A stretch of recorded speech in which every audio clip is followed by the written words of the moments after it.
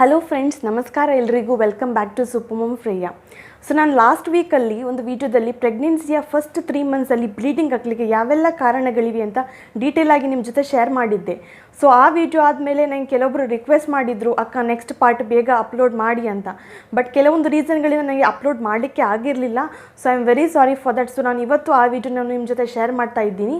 So ಇವತ್ತಿನ ವಿಡಿಯೋದಲ್ಲಿ ನಾನು ಆಫ್ಟರ್ 4 ಮಂತ್ ಅಥವಾ 4th ಮಂತಿಂದ ಹಿಡಿದು 9 ಮಂತ್ ತನಕ ಅಥವಾ ಡೆಲಿವರಿ ತನಕ ಯಾವೆಲ್ಲ ರೀಸನ್ಗಳಿವೆ ಪ್ರೆಗ್ನೆನ್ಸಿಯಲ್ಲಿ ಬ್ಲೀಡಿಂಗ್ ಆಗಲಿಕ್ಕೆ ಅಂತ ನಿಮ್ಮ ಜೊತೆ ಡೀಟೇಲ್ ಆಗಿ ಶೇರ್ ಮಾಡ್ತೀನಿ. ಸೊ ಒಂದು ವೇಳೆ ನಿಮಗೆ ಈ ವಿಡಿಯೋದಲ್ಲಿ ಇಂಟ್ರೆಸ್ಟ್ ಇದ್ದರೆ ವಿಡಿಯೋವನ್ನು ಎಂಡ್ ತನಕ ಸ್ಕಿಪ್ ಮಾಡದೆ ನೋಡಿ. ಸೊ ವಿಡಿಯೋವನ್ನು ಸ್ಟಾರ್ಟ್ ಮಾಡುವ.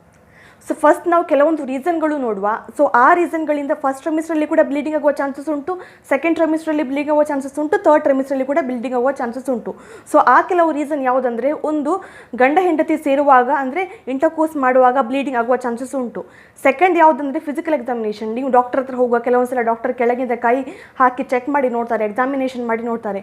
ಸೊ ಆ ಟೈಮಲ್ಲಿ ಸಣ್ಣ ಪುಟ್ಟ ಬ್ಲೀಡಿಂಗ್ ಆಗುವ ಚಾನ್ಸಸ್ ಕೂಡ ಉಂಟು. ಇನ್ನೊಂದು ಯಾವುದಂದರೆ, ನಿಮಗೆ ಸರ್ವಿಕ್ಸಲ್ಲಿ ಏನಾದರೂ ಇನ್ಫೆಕ್ಷನ್ ಇದ್ದರೆ, ಅಂದರೆ ಗರ್ಭಕೋಶದ ಕೆಳಭಾಗ, ಮುಖಕ್ಕೆ ನಾವು ಸರ್ವಿಕ್ಸ್ ಅಂತ ಹೇಳ್ತೇವೆ. ಸೊ ಆ ಪಾರ್ಟಲ್ಲಿ ಏನಾದರೂ ಇನ್ಫೆಕ್ಷನ್ ಇದ್ದರೆ, ಏನಾದರೂ ಕಟ್ಸ್ ಇದ್ದರೆ, ಅಥವಾ ನಿಮ್ಮ ವಜೈನದಲ್ಲಿ ಏನಾದರೂ ಕಟ್ಸ್ ಇದ್ದರೆ, ಅಲ್ಲಿ ಏನಾದರೂ ಇನ್ಫೆಕ್ಷನ್ ಇದ್ದರೆ ಆ ಟೈಮಲ್ಲಿ ಕೂಡ ಬ್ಲೀಡಿಂಗ್ ಆಗುವ ಚಾನ್ಸಸ್ ಉಂಟು. ಸೊ ಇದು ಒಂದು ಸೆಟ್ ಆಫ್ ರೀಸನ್ಸ್. ಇನ್ನೊಂದು ಹೇಳಬೇಕಾದ್ರೆ ಫೈಬ್ರಾಯ್ಡ್ಸ್.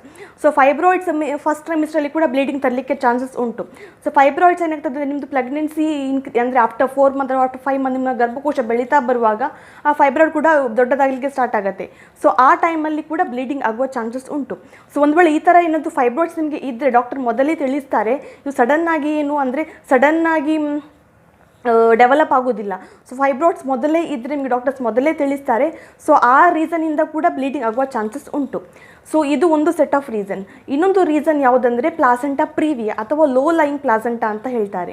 ಸೊ ನನಗೆ ತುಂಬ ಜನರು ಕಮೆಂಟ್ ಮಾಡಿ ಕೇಳ್ತಾರೆ, ಅಕ್ಕ ನಮ್ಮದು ಲೋ ಲೈಯಿಂಗ್ ಪ್ಲಾಸೆಂಟಾ ಉಂಟು, ನನಗೆ ತುಂಬ ಭಯ ಆಗುತ್ತೆ, ಏನಾದರೂ ಹೆದರಿಕೆ ಆಗುತ್ತೆ, ಏನಾದರೂ ಆಗ್ತದಾ ಅಂತ ತುಂಬ ಜನ ಕಮೆಂಟ್ ಮಾಡಿ ಕೇಳ್ತಾರೆ. ಸೊ ಲೋ ಲೈಯಿಂಗ್ ಪ್ಲಾಸೆಂಟಾ ಇದ್ದರೆ ನಾನು ಒಂದು ಮಾತು ಆ್ಯಡ್ ಮಾಡಲಿಕ್ಕೆ ಇಷ್ಟಪಡ್ತೀನಿ.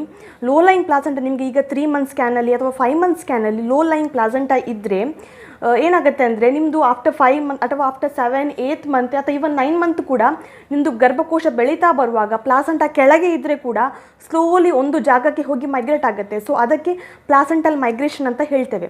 ಸೊ ಇಲ್ಲಿ ಏನಾಗ್ತದೆ ಅಂದರೆ, ಪ್ಲಾಸೆಂಟಾ ಕೆಳಗಿಂದ ಗರ್ಭಕೋಶ ಬೆಳೀತಾ ಬರುವಾಗ ಸ್ಲೋಲಿ ಒಂದು ಕಡೆ ಹೋಗಿ ನಿಲ್ಲುತ್ತೆ. ಇದರ ಆಂಟೀರಿಯರ್ ಅಥವಾ ಪೋಸ್ಟೀರಿಯರ್, ಮುಂದೆ ಕಡೆ ಅಥವಾ ಹಿಂದಗಡೆ ಹೋಗಿ ನಿಲ್ಲುತ್ತೆ. ಸೊ ನಿಮ್ಮದು ಲೋ ಲೈಯಿಂಗ್ ಪ್ಲಾಸೆಂಟಾ ಈಗ ಇದ್ದರೆ ನೀವು ಪ್ಲಾಸೆಂಟಾ ಪ್ರೀವಿಯಾ ನನಗೆ ಆಯಿತು ಅಂತ ಅಂದ್ಕೊಳ್ಬೇಕಂತ ಇಲ್ಲ. ಲೋ ಲೈಯಿಂಗ್ ಪ್ಲಾಸೆಂಟಾ ಇದ್ದರೆ ಕೂಡ ನಿಮಗೆ ಮೇಲೆ ಹೋಗುವ ಚಾನ್ಸಸ್ ಉಂಟು. ಪ್ಲಾಸೆಂಟಾ ಪ್ರೀವಿಯಾ ಅಂದರೆ ನಿಮ್ಮದು 9 ಮಂತ್ ತನಕ ಪ್ಲಾಸೆಂಟಾ ಕೆಳಗೆ ಸಿಚುವೇಟೆಡ್ ಆಗಿರುತ್ತೆ. ಸೊ ಆ ಒಂದು ಕೇಸಿಗೆ ಪ್ಲಾಸೆಂಟಾ ಪ್ರೀವಿಯಾ ಅಂತ ಹೇಳ್ತೇವೆ. ಸೊ ಅದರಲ್ಲಿ ಕೆಲವು ಗ್ರೇಡ್ಸ್ ಉಂಟು. ಸೊ ನಾನು ಅದ್ರ ಬಗ್ಗೆ ಡೀಟೇಲ್ ಆಗಿ ನಾನು ನಿಮ್ಮ ಜೊತೆ ಶೇರ್ ಮಾಡಿದರೆ ಸೊ ಅದಕ್ಕೆ ಒಂದು ವಿಡಿಯೋ ಹೋಗಿಬಿಡುತ್ತೆ. ಸೊ ಒಂದು ವೇಳೆ ಯಾರಿಗಾದರೂ ಇಂಟ್ರೆಸ್ಟ್ ಇದ್ದರೆ ಇದ್ರ ಬಗ್ಗೆ ತಿಳಿಲಿಕ್ಕೆ, ಲೋ ಲೈಯಿಂಗ್ ಪ್ಲಾಸೆಂಟಾ ಅಥವಾ ಪ್ಲಾಸೆಂಟಾ ಪ್ರೀವಿಯಾ ಬಗ್ಗೆ ತಿಳಿಲಿಕ್ಕೆ ಇಂಟ್ರೆಸ್ಟ್ ಇದ್ದರೆ ನಾನು ಕಮೆಂಟಲ್ಲಿ ತಿಳಿಸಿ. ಖಂಡಿತ ನಾನು ನಿಮಗೆ ನೆಕ್ಸ್ಟ್ ವಿಡಿಯೋದಲ್ಲಿ ಎಕ್ಸ್ಪ್ಲೇನ್ ಮಾಡಲಿಕ್ಕೆ ಅಥವಾ ಅದರ ಬಗ್ಗೆ ನಿಮ್ಮ ಜೊತೆ ಡೀಟೇಲ್ ಆಗಿ ಶೇರ್ ಮಾಡಲಿಕ್ಕೆ ಟ್ರೈ ಮಾಡ್ತೇನೆ. ಸೊ ಇದು ಪ್ಲಾಸೆಂಟಾ ಪ್ರೀವಿಯಾ ಒಂದು ರೇರ್ ಕಂಡೀಷನ್. ಇದು 200 ಪ್ರೆಗ್ನೆನ್ಸಿಯಲ್ಲಿ ಒಂದು ಪ್ರೆಗ್ನೆಂಟ್ ಲೇಡಿಗೆ ಕಂಡು ಬಂದಿದೆ. ಸೊ ಅಷ್ಟು ರೇರ್. ಸೊ ಒಂದು ವೇಳೆ ನಿಮಗೆ ಈಗ ಅರ್ಲಿ ಪ್ರೆಗ್ನೆನ್ಸಿಯಲ್ಲಿ ಪ್ಲಾಸೆಂಟಾ ಲೋ ಲೈಯಿಂಗ್ ಇದ್ದರೆ ಮತ್ತೆ ಅಂದರೆ ಆಫ್ಟರ್ 8-9 ಮಂತ್ಸ್ ಪ್ಲಾಸೆಂಟಾ ಒಂದು ಕಡೆ ಹೋಗುವ ಚಾನ್ಸಸ್ ಉಂಟು. ಸೊ ನೀವು ಅಷ್ಟು ಹೆದರಬೇಕಂತ ಇಲ್ಲ. ನಿಮಗೆ ಡಾಕ್ಟರ್ ಡೀಟೇಲ್ ಆಗಿ ಇದ್ರ ಬಗ್ಗೆ ನೀವು ಒಂದು ವೇಳೆ ನಿಮಗೆ ಏನಾದರೂ ಡೌಟ್ ಇದ್ದರೆ ನಿಮ್ಮ ಡಾಕ್ಟರ್ ಹತ್ರ ಕೇಳಿ ಇದ್ರ ಬಗ್ಗೆ ಅವರು ನಿಮಗೆ ಡೀಟೇಲ್ ಆಗಿ ಶೇರ್ ಮಾಡ್ತಾರೆ. ಸೊ ಇದು ಒಂದು ರೀಸನ್ ಬ್ಲೀಡಿಂಗ್ ತರಲಿಕ್ಕೆ. ಸೊ ಈ ಪ್ಲಾಸೆಂಟಾ ಪ್ರೀವಿಯಾ ಇದ್ದರೆ ಬ್ಲೀಡಿಂಗ್ ಬರುತ್ತೆ, ಬಟ್ ನಿಮಗೆ ಏನು ಪೇನ್ ಆಗೋದಿಲ್ಲ. ಸೊ ಇದು ಒಂದು ಎಂತ ಹೇಳಿ ಅರ್ಜೆಂಟ್ ಕಂಡೀಷನ್ ಅಂತ ಹೇಳ್ಬೋದು. ಸೊ ಒಂದು ವೇಳೆ ನಿಮಗೆ ಬ್ಲೀಡಿಂಗ್ ಆಗಿದ್ದರೆ ಈ ಟೈಮಲ್ಲಿ ನೀವು ಅವಾಯ್ಡ್ ಮಾಡಬಾರ್ದು, ತುಂಬಾ ಡೇಂಜರಸ್ ಆಗುತ್ತೆ ಒಂದು ವೇಳೆ ನೀವು ಅವಾಯ್ಡ್ ಮಾಡಿದರೆ. ನೆಕ್ಸ್ಟ್ ಒಂದು ರೀಸನ್ ಬಂದು ಅಬ್ರಪ್ಷೋ ಪ್ಲಾಸೆಂಟಾ ಅಥವಾ ಪ್ಲಾಸೆಂಟ್ ಅಬ್ರಪ್ಷನ್ ಅಂತ. ಸೊ ಪ್ಲಾಸೆಂಟಾ ನಿಮಗೆ ಗೊತ್ತಿರುತ್ತೆ, ಗರ್ಭಕೋಶದ ವಾಲಿಗೆ ಹೋಗಿ ಅಟ್ಯಾಚ್ ಆಗಿರುತ್ತೆ. ಸೊ ನಿಮ್ಮದು ಡೆಲಿವರಿ ಆಗುವಾಗ ಫಸ್ಟ್ ಮಗು ಬರುತ್ತೆ, ಮತ್ತು ಮಗು ಬಂದ ಸ್ವಲ್ಪ ಹೊತ್ತು ಆದಮೇಲೆ ಪ್ಲಾಸೆಂಟಾ ಸ್ಲೋಲಿ ಯೂಟ್ರಸ್ ಬಿಟ್ಟು ಅಂದರೆ ಗರ್ಭಕೋಶ ಬಿಟ್ಟು ಸ್ಲೋಲಿ ಹೊರಗೆ ಬರುತ್ತೆ. ಬಟ್ ಈ ಕೇಸಲ್ಲಿ ಏನಾಗುತ್ತೆ ಅಂದರೆ, ಒಂದೇ ನಿಮ್ಮದು ಸೆಕೆಂಡ್ ಟ್ರೈಮಿಸ್ಟರ್ ಅಥವಾ ಥರ್ಡ್ ಟ್ರೈಮಿಸ್ಟರ್ ಅಥವಾ ಡೆಲಿವರಿ ಸ್ವಲ್ಪ ಮುಂಚೆನೇ ಗರ್ಭಕೋಶದ ವಾಲನ್ನು ಇದು ಪ್ಲಾಸೆಂಟಾ ಬಿಡುತ್ತೆ. ಸೊ ಆ ಟೈಮಲ್ಲಿ ಬ್ಲೀಡಿಂಗ್ ಅದರ ಹಿಂದೆ ಬ್ಲೀಡಿಂಗ್ ಆಗುವ ಚಾನ್ಸಸ್ ಉಂಟು. ಅಂದರೆ ಪ್ಲಾಸೆಂಟಾದ ಹಿಂದೆ ಗರ್ಭಕೋಶದ ಒಳಗೆ ಬ್ಲೀಡಿಂಗ್ ಆಗುವ ಚಾನ್ಸಸ್ ಉಂಟು. ಕೆಲವೊಂದು ಸಲ ಕ್ಲಾಟ್ ಆಗುತ್ತೆ, ಕೆಲವೊಂದು ಸಲ ಬ್ಲೀಡಿಂಗ್ ಹೊರ ಬರುತ್ತೆ. ಸೊ ಒಂದು ವೇಳೆ ಈ ರೀತಿ ಇದ್ದರೆ ಕೂಡ ನೀವು ಅವಾಯ್ಡ್ ಮಾಡಬಾರ್ದು. ಆದಷ್ಟು ಬೇಗ ಡಾಕ್ಟ್ರನ್ನ ಹೋಗಿ ಕನ್ಸಲ್ಟ್ ಮಾಡಬೇಕು. ಒಂದು ವೇಳೆ ನಿಮ್ಮದು ಪ್ರೆಗ್ನೆನ್ಸಿ ಹತ್ತಿರ ಬಂದರೆ ಎಮರ್ಜೆನ್ಸಿ ಸಿಸೇರಿಯನ್ ಸೆಕ್ಷನ್ ಮಾಡಿಸಬೇಕಾಗತ್ತೆ, ಅಥವಾ ಸ್ವಲ್ಪ ಗರ್ಭಕೋಶ ಬಿಟ್ಟರೆ ಕೆಲವೊಂದು ಟ್ರೀಟ್ಮೆಂಟ್ಗಳಿಂದ ಪ್ರೆಗ್ನೆನ್ಸಿಯನ್ನು ಕಂಟಿನ್ಯೂ ಮಾಡ್ಬೋದು. ಅದು ನಿಮ್ಮ ಕಂಡೀಷನ್ ಮೇಲೆ ಡಿಪೆಂಡ್ ಆಗಿರುತ್ತೆ. ಸೊ ಈ ರೀಸನ್ಗಳಿಂದ ಪ್ಲಾಸೆಂಟಲ್ ಅಬ್ರಪ್ಷನಿಂದ ಕೂಡ ಬ್ಲೀಡಿಂಗ್ ಆಗುವ ಚಾನ್ಸಸ್ ಉಂಟು. ಇನ್ನೊಂದು ರೀಸನ್ ಯಾವುದಂದರೆ ಪ್ರೀಟರ್ಮ್ ಲೇಬರ್, ಅಂದರೆ ಟೈಮಿಗಿಂತ ಮೊದಲೇ ಡೆಲಿವರಿ ಆಗೋದು ಅಥವಾ ನೋವು ಬರೋದು. ಸೊ ಈ ಟೈಮಲ್ಲಿ ಕೂಡ ಬ್ಲೀಡಿಂಗ್ ಆಗುವ ಚಾನ್ಸಸ್ ಉಂಟು. ಸೊ ಈ ಟೈಮಲ್ಲಿ ಕೂಡ ನೀವು ಅವಾಯ್ಡ್ ಮಾಡಬಾರ್ದು, ಆದಷ್ಟು ಬೇಗ ಡಾಕ್ಟ್ರನ್ನ ಹೋಗಿ ಕನ್ಸಲ್ಟ್ ಮಾಡಬೇಕು. ನೆಕ್ಸ್ಟ್ ಯಾವುದು ರೀಸನ್ ಅಂದರೆ ಇನ್ಕಾಂಪಿಟೆಂಟ್ ಸರ್ವಿಕ್ಸ್ ಅಥವಾ ಶಾರ್ಟ್ ಸರ್ವಿಕ್ಸ್ ಅಂತ ಹೇಳ್ತಾರೆ, ಅಥವಾ ಸರ್ವೈಕಲ್ ಇನ್ಸಫಿಷಿಯನ್ಸಿ ಅಂತ ಕೂಡ ಹೇಳ್ತಾರೆ. ಸೊ ಈ ಕೇಸಲ್ಲಿ ಏನಾಗುತ್ತೆ ಅಂದರೆ ನಿಮ್ಮದು ಸರ್ವಿಕ್ಸ್ ಅಂದರೆ ಗರ್ಭಕೋಶದ ಮುಖಕ್ಕೆ ನಾವು ಸರ್ವಿಕ್ಸ್ ಅಂತ ಹೇಳ್ತೇವೆ. ಸೊ ಆ ಬಾಯಿಯಲ್ಲಿ ಏನಾಗುತ್ತೆ, ಅದು ಸರ್ವಿಕ್ಸ್ ಶಾರ್ಟ್ ಇರುತ್ತೆ. ನಿಮ್ಮದು ಲೆಂತ್ ಡಾಕ್ಟರ್ ಎವ್ರಿ ಅಲ್ಟ್ರಾಸೌಂಡಲ್ಲಿ ಚೆಕ್ ಮಾಡ್ತಾರೆ ಎಷ್ಟು ಸರ್ವಿಕ್ಸ್ ಲೆಂತ್ ಉಂಟಂತ.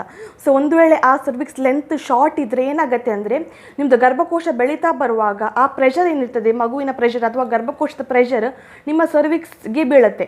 ಸೊ ಆ ಟೈಮಲ್ಲಿ ಕೆಲವೊಂದು ಸಲ ಸರ್ವಿಕ್ಸ್ ಸ್ಲೋಲಿ ಓಪನ್ ಆಗುವ ಚಾನ್ಸಸ್ ಉಂಟು. ಯೂಶ್ವಲಿ ಡೆಲಿವರಿ ಟೈಮಲ್ಲಿ ಸರ್ವಿಕ್ಸ್ ಓಪನ್ ಆಗೋದು, ಬಟ್ ಕೆಲವೊಂದು ಸಲ ಮೊದಲೇ ಸರ್ವಿಕ್ಸ್ ಓಪನ್ ಆಗುವ ಚಾನ್ಸಸ್ ಉಂಟು ಒಂದು ವೇಳೆ ನಿಮ್ಮದು ಶಾರ್ಟ್ ಸರ್ವಿಕ್ಸ್ ಅಥವಾ ಇನ್ಕಾಂಪಿಟೆಂಟ್ ಸರ್ವಿಕ್ಸ್ ಇದ್ದರೆ. ಸೊ ಆ ಟೈಮಲ್ಲಿ ಕೆಲವೊಂದು ಬಾರಿ ಒಂದು ವೇಳೆ ನಿಮ್ಮದು ಶಾರ್ಟ್ ಸರ್ವಿಕ್ಸ್ ಇದ್ದರೆ ಡಾಕ್ಟರ್ ಆ ಟೈಮಲ್ಲಿ ನಿಮಗೆ ಟ್ರೀಟ್ಮೆಂಟ್ ಕೊಡ್ತಾರೆ. ಕೆಲವೊಂದು ಸಲ ಸಡನ್ನಾಗಿ ಬ್ಲೀಡಿಂಗ್ ಆಗುವ ಚಾನ್ಸಸ್ ಉಂಟು. ಆ ಟೈಮಲ್ಲಿ ಕೂಡ ಎಮರ್ಜೆನ್ಸಿಯಲ್ಲಿ ಕೆಲವು ಪ್ರೊಸೀಜರನ್ನು ಮಾಡ್ಬೋದು, ಬಟ್ ಈ ಟೈಮಲ್ಲಿ ಕೂಡ ಬ್ಲೀಡಿಂಗ್ ಆಗುವ ಚಾನ್ಸಸ್ ಉಂಟು. ಸೊ ಈ ಟೈಮ್ ಇದು ಕೂಡ ಒಂದು ಅರ್ಜೆಂಟ್ ಕಂಡೀಷನ್ ಅಂತ ಹೇಳ್ಬೋದು. ಇಲ್ಲಿ ಕೂಡ ಅವಾಯ್ಡ್ ಮಾಡಬಾರ್ದು, ಆದಷ್ಟು ಬೇಗ ಡಾಕ್ಟ್ರನ್ನು ಕನ್ಸಲ್ಟ್ ಮಾಡಬೇಕು. ಸೊ ಇದು ಬಂದು ಇನ್ಕಾಂಪಿಟೆಂಟ್ ಸರ್ವಿಕ್ಸ್ ಬಗ್ಗೆ. ಇನ್ನೊಂದು ನಾವು ಕಾಮನ್ ರೀಸನ್ ಅಂತ ಹೇಳ್ಬೋದು, ನಿಮ್ಮದು ಡೆಲಿವರಿ ಹತ್ತಿರ ಬರುವಾಗ ಕೆಲವರಿಗೆ ಪೇನ್ ಶುರುವಾಗುತ್ತೆ, ಕೆಲವರಿಗೆ ಫ್ಲೂಯಿಡ್ ಲೀಕ್ ಆಗುತ್ತೆ, ಇನ್ನು ಕೆಲವರಿಗೆ ಬ್ಲೀಡಿಂಗ್ ಆಗುತ್ತೆ. ಸೊ ಬ್ಲೀಡಿಂಗ್ ಆದರೆ ನೀವು ಹೇಳ್ಬೋದು ನನ್ನ ಟೈಮ್ ಹತ್ತಿರ ಬಂದಿದೆ ಅಥವಾ ಡೆಲಿವರಿಯ ಟೈಮ್ ಹತ್ತಿರ ಬಂದಿದೆ ಅಂತ ಕೂಡ ಹೇಳ್ಬೋದು. ಸೊ ಇದು ಎಲ್ಲ ಕೆಲವು ರೀಸನ್ಗಳು ಸೆಕೆಂಡ್ ಆ್ಯಂಡ್ ಥರ್ಡ್ ಟ್ರೈಮಿಸ್ಟ್ರಲ್ಲಿ ಬ್ಲೀಡಿಂಗ್ ಆಗಲಿಕ್ಕೆ. ಯೂಶ್ವಲಿ ಡೆಲಿವರಿಯ bleeding after 3 month after third ಟ್ರೈಮಿಸ್ಟ್ರಲ್ಲೇ ಆಗುತ್ತೆ, ಮೊದಲಾಗೋದಿಲ್ಲ. ಸೊ ಇದು ಕೆಲವು ರೀಸನ್ಗಳು ಸೆಕೆಂಡ್ ಆ್ಯಂಡ್ ಥರ್ಡ್ ಟ್ರಿಮಿಸ್ಟ್ರಲ್ಲಿ ಬ್ಲೀಡಿಂಗ್ ತರಲಿಕ್ಕೆ. ಸೊ ಇವತ್ತಿನ ವಿಡಿಯೋದಲ್ಲಿ ವಿಡಿಯೋ ಇಷ್ಟ ಆಯ್ತು ಅಂತ ಅಂದ್ಕೊಳ್ತೀನಿ. ಸೊ ನೆಕ್ಸ್ಟ್ ವಾರ ಹೊಸದೊಂದು ಇನ್ಫಾರ್ಮೇಟಿವ್ ವಿಡಿಯೋದೊಂದಿಗೆ ಸಿಗ್ತೀನಿ. ಅಲ್ಲಿ ತನಕ ನಮಸ್ಕಾರ.